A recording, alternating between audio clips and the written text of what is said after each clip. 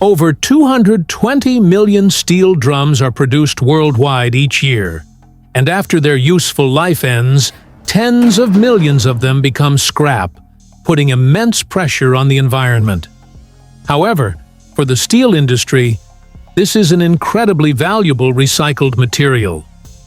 From old dented drums, through a process of collection, high-temperature melting, and steel rolling, they are completely transformed into load-bearing rails for the railway industry. In today's video, let's explore the entire journey of turning a discarded drum into a complete rail.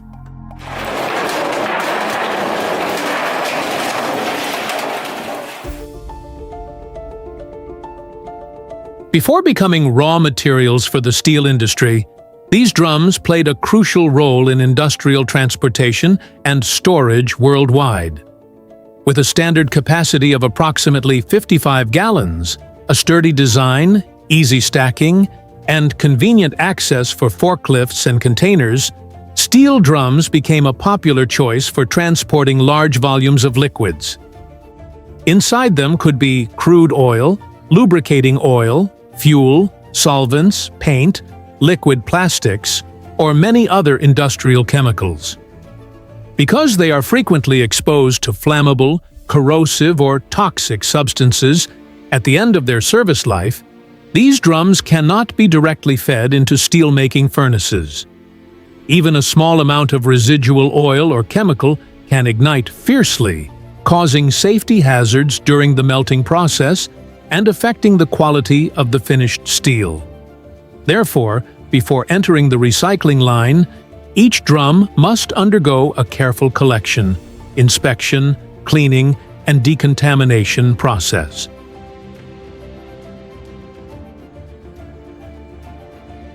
The recycling process officially begins with collection. After completing their service life, the old drums are transported to steel recycling centers.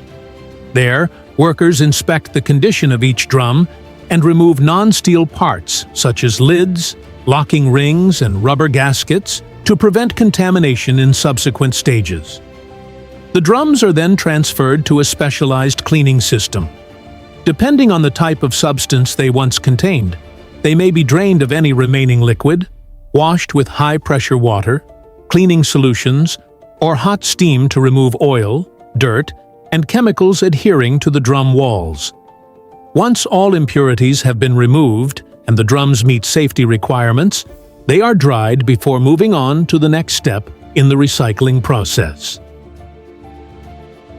After being thoroughly cleaned and dried, the drums are fed into an industrial steel crusher. This is one of the most powerful machines in the entire recycling line. Instead of using conventional blades, the machine operates using two low-speed rotating shafts that generate enormous torque. On each shaft are dozens of cutting discs made of super-hard alloy steel. As the shafts rotate in opposite directions, they grip the drum body, slowly tearing, bending, and crushing the steel into small pieces. Depending on the scale of the plant, these crushers can be equipped with motors up to 5,000 horsepower, capable of processing tens of tons of steel per hour.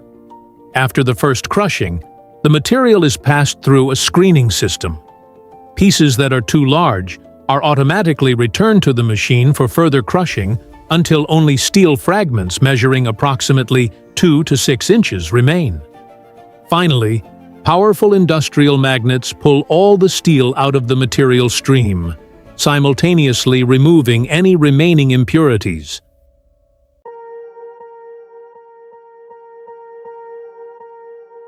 The crushed steel pieces are collected into giant scrap steel baskets and hoisted above the electric arc furnace.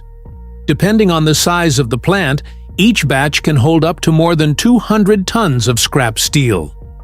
When the bottom of the steel basket opens, all the material falls into the furnace floor, lined with refractory bricks capable of withstanding extremely high temperatures.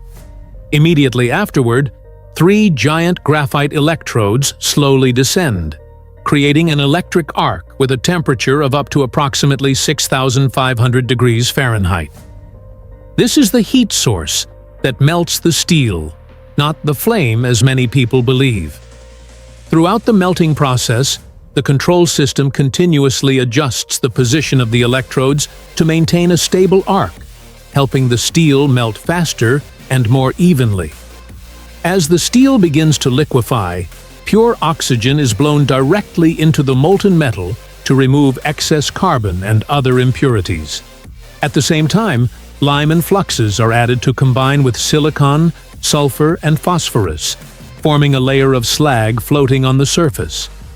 After about 60 minutes, all the scrap steel had been transformed into molten steel at a temperature of nearly 3,000 degrees Fahrenheit. However, its chemical composition was still not precise enough to produce railway rails. Therefore, the molten steel was poured into a ladle furnace, where engineers added precisely the amounts of carbon, manganese, silicon, and other alloying elements, while further removing any remaining oxygen and sulfur. This process ensured the steel achieved the necessary hardness, strength, and wear resistance before being transferred to the continuous casting system. After completing the refining process, the liquid steel is sent to the continuous casting machine. Instead of pouring steel into individual molds like the traditional method, this system creates a continuous stream of steel. Liquid steel is poured from the ladle into an intermediate tank called a tundish, which is responsible for maintaining a steady flow and distributing the steel to the mold. From here, the liquid steel flows into a copper mold that is continuously cooled by circulating water. In just a few seconds, the outer steel layer begins to solidify, forming a hard shell, while the inner core remains in a liquid state. The roller system will slowly pull the billet down at a precisely controlled speed, usually about 6 feet per minute, while water jets continue to cool so that the core gradually hardens completely.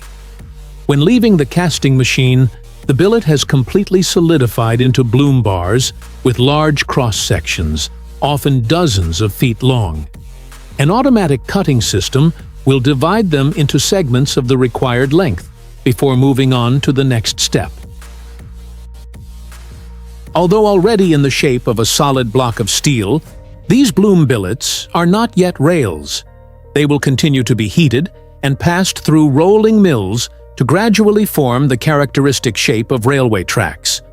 First, the steel billets are reheated in a furnace and raised to a temperature of approximately 220 degrees Fahrenheit. At this temperature, the steel does not melt but becomes soft enough to deform under very high pressure. Then, the billets are pushed through a series of giant counter-rotating rolling mills. Each pair of mills is machined with a separate groove, gradually pressing the short, thick block of steel to become longer, thinner, and closer to its final shape. This process does not happen in a single pass. Depending on the design of each mill, the steel billet usually has to go through about 11 to 13 consecutive passes. When it comes out of the final rolling mill, the original steel billet, about 30 feet long, has been stretched to about 10 times its original length. The rails are then passed through a controlled cooling system before being cut into standard lengths, most commonly 80 feet. After being rolled and shaped, the rails are not yet strong enough to withstand the enormous loads and constant friction from millions of train wheels over decades. That's why they must undergo heat treatment to increase their hardness, wear resistance, and lifespan. First, the rails are passed through a head-hardening system, a heat treatment technology that focuses only on the head of the rail, where it directly contacts the train wheels and experiences the greatest pressure. Immediately after leaving the rolling line at temperatures of approximately 1800 to 2000 degrees Fahrenheit, the head of the rail is rapidly cooled using rows of high-pressure compressed air or water jets arranged along the line. Meanwhile, the body and base cool more slowly to maintain their ductility and load-bearing capacity. Before being delivered to railway lines, each rail undergoes a series of rigorous tests to ensure safe operation for decades. First, a laser system measures the entire dimensions of the rail as it moves along a conveyor belt. Next is an internal defect inspection using ultrasonic waves. High-frequency sound waves are emitted through the entire cross-section of the rail. If cracks, voids, or impurities invisible to the naked eye exist inside, the reflected signal is immediately detected by the system, marking the location for repair. Simultaneously, high-resolution cameras continuously scan the surface for scratches, cracks, or deformations that could affect the rail's lifespan. Only after passing all these tests are the rails stamped with certification, bundled into packages, and ready for shipment to railway construction sites around the world. After leaving the factory, the rails are transported to the construction site, where they are installed on rail ties already fixed to the ballast. Specialized machines align the spacing between rails to the standard gauge of 4 feet 8 and 1.5 inches, the standard used on most of the world's railway networks. Next, the rail sections are welded together using flash butt welding or thermite welding technology, creating nearly seamless tracks. Once complete, tamping machines compact the ballast beneath each sleeper to keep the track stable under the weight of trains weighing thousands of tons. Finally, the entire track is rechecked for straightness, elevation, and spacing between rails before being put into operation. From old drums that once contained oil and chemicals, they have now become the foundation for railway lines serving millions of passengers and transporting millions of tons of goods each year. This journey demonstrates that, with modern technology, even materials seemingly worthless like scrap metal can be recycled into durable products, contributing to reducing the need for resource extraction and building a more sustainable industry. If you want to explore more large-scale production and recycling processes like this, don't forget to like, subscribe, and turn on notifications so you don't miss the next videos. Thank you for watching, and see you in the next video.